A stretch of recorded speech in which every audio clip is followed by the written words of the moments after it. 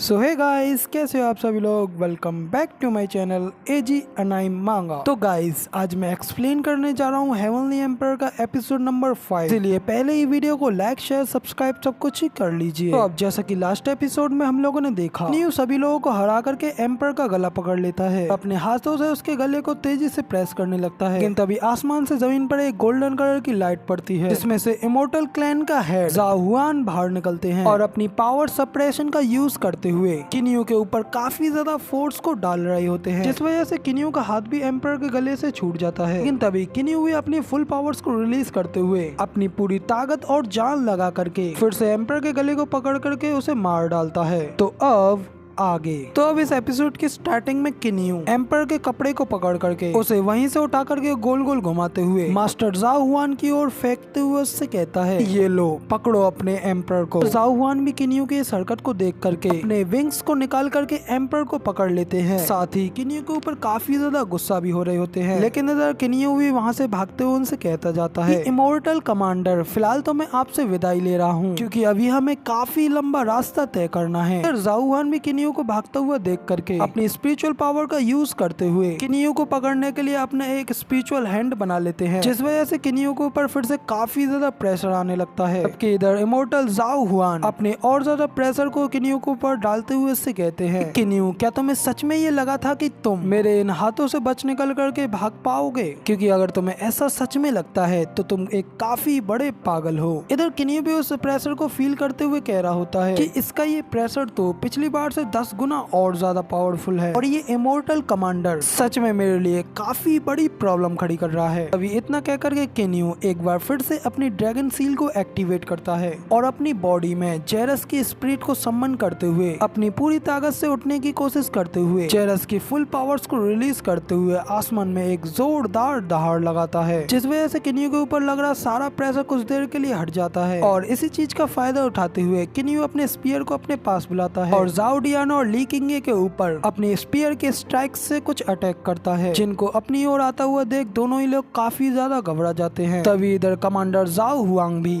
उन दोनों लोगों को बचाने के लिए अपनी पावर्स का यूज करते हुए किन्यू से कहते हैं कि तुम्हारी ये सारी स्किल्स तो मेरे सामने बिल्कुल ही बेकार है। इतना कहकर के जाओ हुआंग ली किंगे और जाओ डियान के ऊपर अपनी प्रोटेक्शन सील डाल देते हैं, जिस वजह से किन्यू का अटैक बिल्कुल ही बेकार हो जाता है। अगर ऐसा करते हुए कमांडर जाओ हुआंग का ध्यान भी कुछ देर के लिए किन्यू के ऊपर से हट जाता है। तभी इस चीज का फायदा उठा करके किन्यू वहाँ से बड़ी तेजी से भाग जाता है, जिसे देख कमांडर जाओ हुआंग भी अपने विंग्स निकालते हुए किन्यू से कहते हैं कि किन्यू, जैसा कि मैंने तुमसे कहा, तुम मुझसे बच करके भाग नहीं पाओगे। इधर किन्यू भी वहाँ से भागते हुए उससे कहता है कि मुझे तो ऐसा बिल्कुल भी नहीं लगता, क्योंकि इस समय जाओ डियान काफी बुरी तरीके से इंजर्ड है। अगर तुम उसे छोड़ करके मेरा पीछा करते हो तो मुझे लगता है कि वो मारा जरूर जाएगा, इसलिए मुझे लगता है कि तुम वही चीज करोगे जो कि तुम्हारे लिए सबसे ज्यादा जरूरी है। इधर जाओ डियान भी काफी घायल हालत में अपने अंकल से कह रहा होता है कि अंकल, सबसे पहले मुझे बचाइएगा, इसके बाद में चाहे कुछ और कीजिएगा। तो अब जाओ हुआंग भी ये सारी सिचुएशन को देख करके किन्यू की प्लानिंग पर स्माइल करते हुए कहते हैं कि फनी बच्चे, चलो ठीक है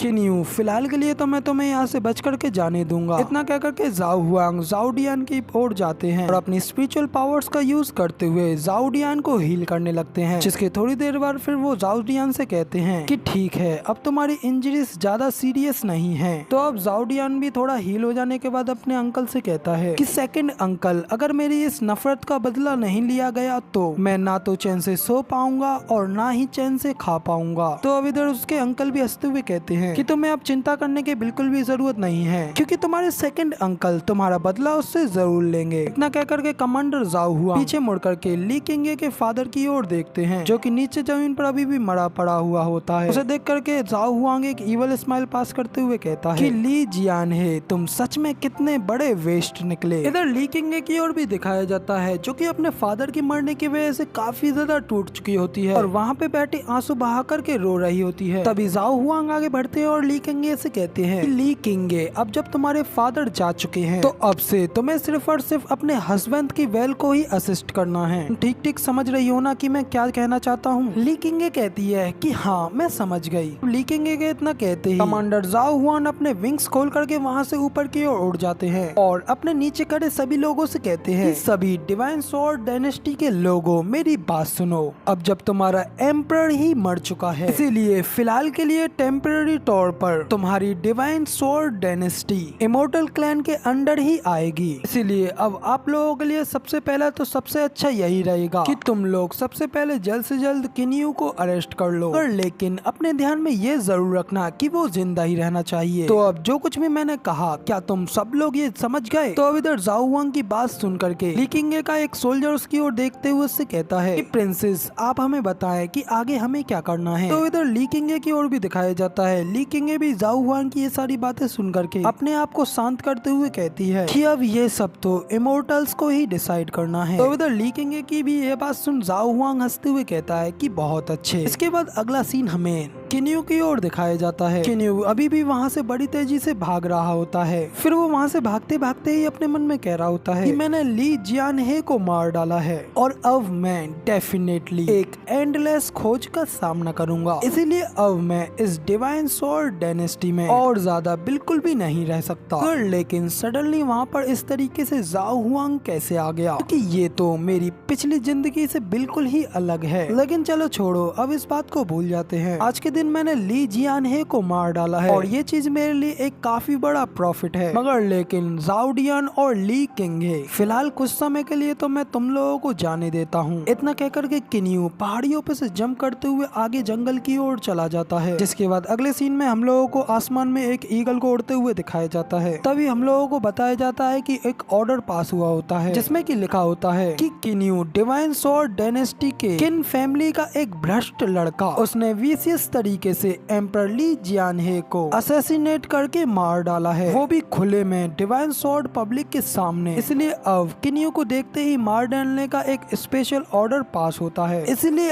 अब जो भी कोई किन्यू को मार डालेगा उसे रिवॉर्ड के तौर पर एक 10,000 घरों और जमीन से बड़ी हुई सिटी दी जाएगी। तो इस ऑर्डर के फैल जाने के बाद हम लोगों को एक कार्ट को भी दिखाया जाता है जिसके के अंदर कई सारे लोग और साथ में उनके किन्यू भी बैठा होता है। किन्यू भी उस कार्ट में आराम से शांति से बैठा हुआ होता है। तभी इधर एक लड़की किन्यू को घूर घूर कर ही देख रही होती है, जिसके ऊपर किन्यू भी गौर करते हुए अपने मन में कहता है कि डिवाइन स्वॉर्ड डायनेस्टी ने मुझे मार डालने का ऑर्डर पास कर दिया है। इसलिए फिलहाल तो मेरी सबसे फर्स्ट प्रायोरिटी ये है कि मुझे डिवाइन स्वॉर्ड डायनेस्टी से दूर जाकर के जिंदा रहना है। इसलिए टेम्परेरी तौर पर मुझे सबसे पहले लार्ज टियानहे डायनेस्टी में जाना है। तो अब इतना कहकर के किन्यू दोनों डायनेस्टियों के बारे में बताता है कि हालांकि डिवाइन स्वॉर्ड डायनेस्टी में 100 सिटीज आती हैं, मगर लेकिन वो है तो सिर्फ एक छोटी सी डायनेस्टी ही, जबकि दूसरी ओर टियानहे डायनेस्टी में हजारों सिटीज आती हैं, जिसमें कि अनगिनत कई सारे पावरफुल सेक्ट्स भी हैं। और यहाँ की फैमिलीज के कंपैरिजन में तो डिवाइन स्वॉर्ड डायनेस्टी की फैमिलीज तो बिल्कुल समुद्र में एक बूंद जैसी हैं। तो अब इतना कहकर के किन्यू हंसते हुए अपने मन में कहता है कि जाओ डियान और ली किंगे तुम दोनों बस मेरा इंतजार करो, मैं बहुत जल्द वापस आऊंगा और वापस आकर के तुम सभी लोगों को कीड़े मकोड़ों की तरह ही मसल डालूंगा।